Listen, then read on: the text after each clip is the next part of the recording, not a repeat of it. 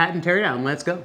I don't know if you guys mentioned this on your review, but this charge port thing, it's a compound issue. One is the fact that the bar is in place, which they fixed that already. Yeah. But the second thing is this rubber thing is attached to the inner control board case. So when you pull it up, it doesn't pull up very well. I noticed that, Yeah, so it's actually a compound issue. Yeah. Yeah. The new, we didn't even talk about the bar in our review because we knew it's going to get changed, so it's not going to be a problem for people. Ooh, that's some fishy smelling adhesive. That is a strong smell. Ugh, quite bad. So bad. Maybe that's a fishy smell. Like, That's the joke. with these cables here, when you start crinching them like this and hiding them under the cover, a lot of, like, you could pinch the wires, or you could screw into a wire or a stress point. So ideally, if the fuse was in there, it'd be great. But I mean, it's also good to be here because of, if you pop a fuse, you can easily replace it. Much easier replacing it. So I'm kind of torn on this one. I don't know. There's not a real solution to this. Yeah. That's just an observation. This inner control board cover is sealed by silicone from the factory, which is great. So if you do need to replace the batteries, you need to remove the batteries, all the connectors are outside of that. That's handy. So usually you won't have to remove this unless you're replacing your motor. Yeah. But I think similar to the Sherman-S, when you do your tire change, you may not need to unplug the phase wires, in which case you can leave this intact. But today we'll remove it. Yeah. And the one nice thing about the Patton is it seems like most of the screws or the bolts are like the same size. So they are the same head. Yeah. But there are actually different lengths. Oh, okay. No, that's satisfying. There you go. I want to ask while we're on camera doing this as well. Albert, you are pretty much only ride Begode and Extreme Bolt products, is that right? Similar to what Lucas says, I don't only ride them. I just like riding the wheels that appeal to me. I will say I did really enjoy the Patton. Yeah. It was a really good ride. It has a lot of torque. The reason why my first impressions are coming out on it soon too. The reason why I want to ask is we've had a lot of hate because of our Extreme Bowl teardown video, which you did, and you are, people would say, more biased towards Begode. So that wasn't coming from me, who doesn't care for Begode's build quality, and that was just coming from your voice. Yeah, no, I do really like Begode. Objectively bad build quality.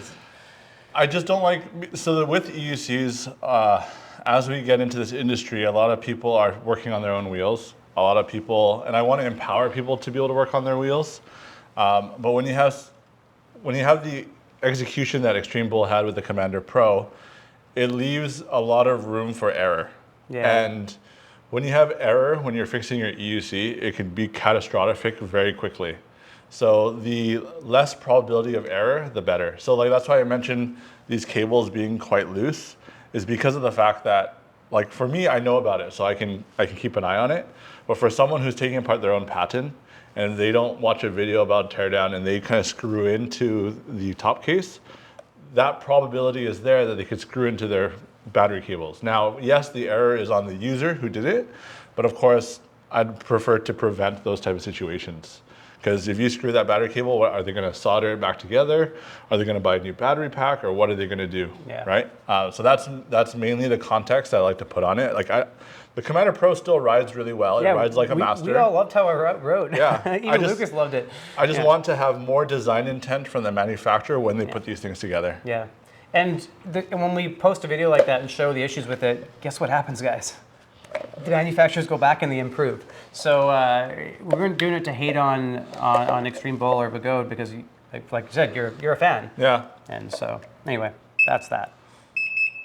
So with the inner control board case, the silicone inside is really good, and the seals here on the battery cables are really good because it really prevents water ingress to the board. They're like custom seals too, eh? However, I don't like the reliance on silicone. Yeah. So like if Leaper Kim is able to mill a channel and then put a rubber seal, a gasket that you can screw the control board case on, that's always better than using silicone. Of course, that'd be most ideal for sure. That's the most ideal. Or if you just raise this ledge by 2 mils, it raises the board a little bit and allows water not to directly attach to the board. Right.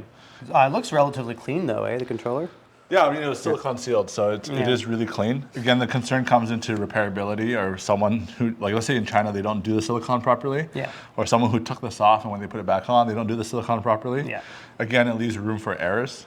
And if we can design out those error probabilities, it's of course better. Yeah. What's underneath? All the new boards are layered, so it's all the MOSFETs at the bottom. Okay. You can look underneath. I think it's 24 MOSFETs, I believe it is. And then it's bonded to the aluminum substrate that's mounted to the flat part, which has the heatsink at the bottom. Okay. 24 MOSFETs. 24? Okay. It's 2 rows. 12 times 2. Yeah, times 24. 2. Yeah. The screw game on this wheel is quite excessive. Like, for example, this headlight is held on by 5 screws on each side. Now, whether or not all 5 screws are needed, I don't think they are. But someone did mention that because the battery packs are aluminum and it's easy to cross-thread, at least if you cross-thread a couple, it's not detrimental. Makes sense. But I mean, I don't know if I want to design with that in mind. Yeah, I'd prefer not having cross-threading issues. But, exactly. You know. So you got the buzzer behind the headlight here, and you got the typical headphone jack, which is the very typical Leaperkim. Yep. The other thing is I wish Leaperkim would spend a little bit more time designing a proper headlight so it doesn't just spray and blind everyone. Yeah. Probably put some cutoffs or learn from in motion maybe a little bit. Yeah. You saw at our light test. It's nice you can angle it, but it's still, when you angle it too much, then it ruins how long the light goes. So. Yeah, but also with the Leaperkim headlights, the light ray is this big, and then the focus light ray is this big, and there's this blinding section near the top that just blinds everyone. So what I'll say in terms of first impressions is, in order to do a tire change similar to the Sherman-S, the goal is to remove one of the battery packs on one side. Ideally the side without the motor cable, so the motor cable is on the right side here. Mm-hmm. The only problem I see is the fact that you do have to remove the trolley handle since it goes through both battery packs, just in order to kind of move this battery pack out. But as we get more into it, we can discover what it'll be like. Now, while you're doing this, I have a question. Is this giving the Patton any sort of structural integrity, as in like to prevent flexing and whatnot, or is it unnecessary? Now, with this design, how they mounted the boxes, and there is this distance between these screws, dissimilar to the way the Master Pro is all on one plane. I think that this frame in general is quite rigid, but what I will say is that this is a metal bar here, and so I believe that this would provide a little bit of extra kind of structuralness to it. Now, whether that extra little bit makes a difference or not, I don't know, but I believe it doesn't hurt. I don't know why you'd want to remove the kickstand. Yeah, I don't know. If like maybe if you remove the front bumper or you modify the front bumper. Say it breaks or something, but it is fiberglass nylon, so it's pretty durable. Yeah, and I mean, it's fairly cheap too, so if you want to replace it. Same with this. Is this necessary, or you could remove these and put your Grizzlies on and be content? So when you remove these foot plates or jump pads or whatever you want to call them, you do sacrifice the front bumper. I do think that this is a huge protection because without this, you could be smashing your front mudguard. Right. You could be smashing other parts of your shell. So I'd want to see this retained. So if Grizzly made a bumper set for this, then you could remove these and not worry about it? Yeah, and the other thing too is you have to understand there's also some battery protection. Yeah. So without this, it's a straight edge on a battery. Right. With this on, they have this thing. It looks like it's made for support, but really it's like a slider. I didn't even think about that. That's exactly what that is. So it kind of pushes the impact away from it. So the problem the EX30 had with the battery scraping on when that Jack showed in his video, the battery casing kind of scraping. Yeah, so like even with the EX30, it was also angled Grizzly does make a battery box cover at the bottom, just to prevent that type of accident. Right. So when you get into an impact, the impact isn't stuck there; it's able to slide away. Makes sense. And therefore, it kind of dissipates that energy from the impact rather than taking the whole hit on. Yeah. So I do think that this would be very integral. Also, the other thing is you can remember there's a front headlight here. Yeah. So without this, your impact point will be between the tire and the front handlebar. With this, it could be between here and here. So then it protects a lot of, this triangle is all protected in that manner. So don't remove it if you want to protect it. What did you think of the jump pads and the way you adjust them and everything? Yeah, I think the adjustment thing is actually quite nice. It allows you to adjust it on the fly, also for different riders. Now, when I initially saw some of the early videos, I had thought that it was purely friction-based, but it's not. So there are these actually ridges. So it actually locks into each of these ridges. Yeah. So it prevents you from it moving after you've tightened it down, which is a really nice touch. Doesn't go quite low enough, but I think they're changing that in the... Are they? Yeah, I think Jack mentioned that they're going to The Yeah, new ones maybe will go using lower. a little bit of a softer material or rounding off this edge somehow or something. I don't know. It's just a little bit uncomfortable sometimes. Yeah. It could also be just because the weight of the wheel is so high. I thought it would be more uncomfortable than it was, but I barely. When you're jumping with it, you really feel it. Yeah, okay. But when you're just riding, it's way good enough. So this is actually the true base form of the wheel without all of its plastic accessories. It's a very metal brick style design. I like how simple it is. Although it's not simple in the amount of screws it uses, but It kind of just reminds me of a metal version of the old Airwheel X3s. oh yeah, it is. Where you just have the tire and then the square box at the top of it. That was a starting point. Yeah. But I really like this suspension and the Commander Pro suspension and how it's just too. I'm a big fan. It's less moving parts, seems like less to break, but. Well, the only two issues I have with this is the fact that these shocks, for people who come from the mountain bike world, they do require service. So annual services aren't unheard of.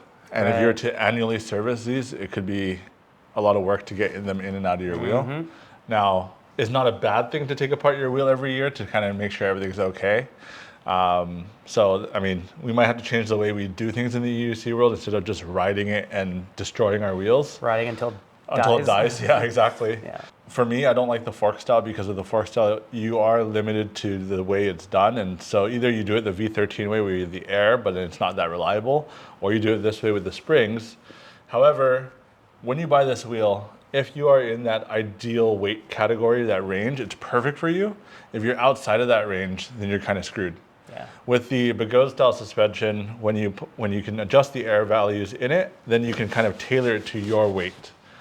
So it does take a little bit more time out of the box to kind of find where that exact pressure point is for you, based on your riding style, based on your riding weight. But I think in the longer run, if you don't share wheels and you kind of want to set up your wheel perfectly, the Begode style suspension does allow you to do that, whereas this one is you get it what it is. Yeah. You just removed the phase wires. And the 8 bolts on each side. And the 8 bolts on each side, and we're going to see if we can lift it out. And this could be a shortcut to a tire change. Maybe, I don't know. We'll find out shortly. You want to grab for one side? Sure. Ready? Yep.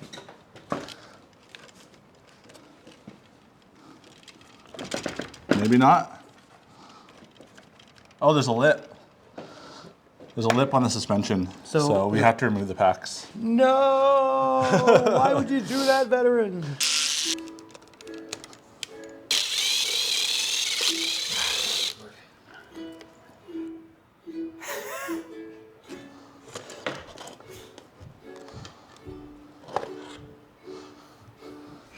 So I think at this point,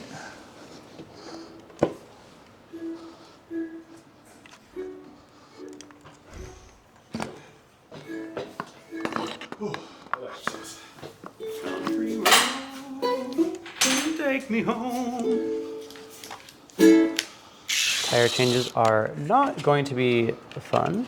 well, I mean, you do it from the other side, so you won't have to play with the phase wires. Okay. Oh, because we're taking the motor, right, never mind. It would be a lot easier to do a tire change because you wouldn't have to take this cord out. You could do it from the other side. Pro tip, number 362. So this is for some people who may get Pattons. If you hear a squeak in your wheel, the reason why is because they have this rubber bushing rubbing against the aluminum axle. Yeah. And that flat spot creates a little bit of squeaking tension. That's what Veteran told me, and Veteran was right. We told you we would let you know. If you compare it to the EX30, that's the reason why they did the motor cover all the way and then had the rubber on top of the stainless steel. Right. So the contact point is a lot less, which prevents the squeaking. Yeah. Wow, that was very loose. Oh, no.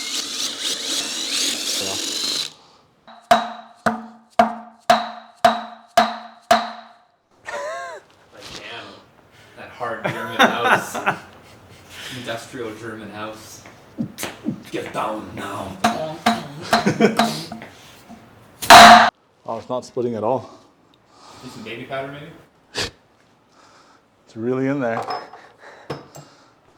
He's got it. Well, what's Hunter doing with baby powder? Is that a... It's for tire tubes. Oh. To prevent tube and tubes. tire friction and... Hi. That's pretty well sealed.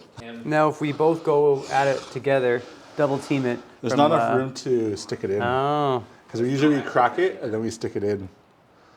Yes. Okay, push up. Oh, shoot.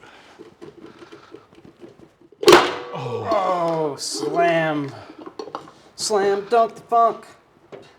Oh, these are some strong magnets. Grab it, grab it, grab it. There you go. Woo. Looks pretty clean. Damn, really clean. Is this still in the right position?